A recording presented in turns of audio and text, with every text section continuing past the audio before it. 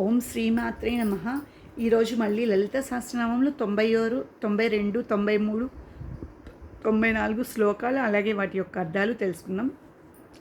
ముందు శ్లోకం దాని యొక్క అర్థం తెలుసుకుందాం. మదగూనిత రక్తాక్షి మద పాటల గండభూ చందన ద్రవ దిగ్ధాంది చాంపేయ కుసుమ ప్రియ.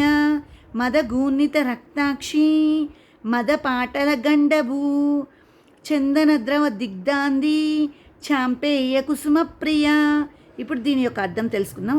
మదగూనిత రక్తాక్షి అనగా పరవసత్వము వలన తిరుగటచే ఎర్రదనమును పొందిన కన్నులు గలది అమ్మా అని అర్థం. మద పాటల గండభూ అనగా ఆనంద పారవస్యము వలన తెలుపు ఎరుపుల సమిశ్ర వర్ణములో ప్రకాశించు చెక్కిళ్ళు గలది అమ్మా అని అర్థం. చందన ద్రవ దిగ్ధాంది అంటే మంచి గంధము రసముతో పూయబడిన శరీరము గలది అమ్మా అని అర్థం. చాంపేయ కుసుమ ప్రియ అనగా సంపెంగ పుష్పములతో ప్రీతి కలది అమ్మా అని అర్థం. ఇప్పుడు 93వ శ్లోకం నేర్చుకుందాం. కుశల కోమలాకార కురుకుళ్ళా కుళేశ్వరి కులకుండాలయ కౌళ మార్గ తత్పర సేవిత.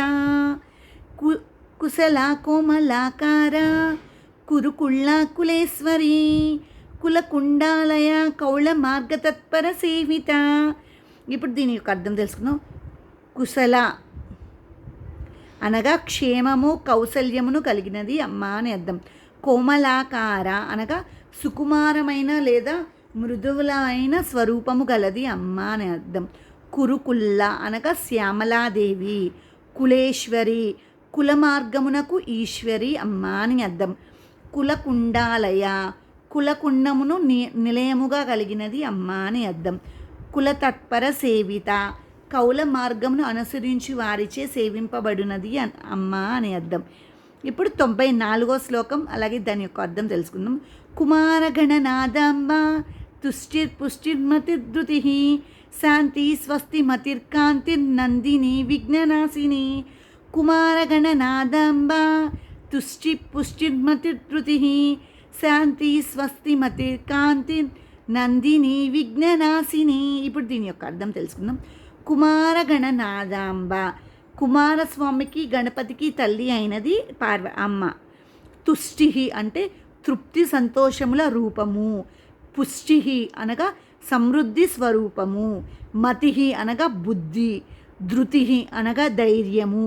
శాంతి అనగా తొట్రుపాటు లేని నిలకడతనము గలది అని అర్థం.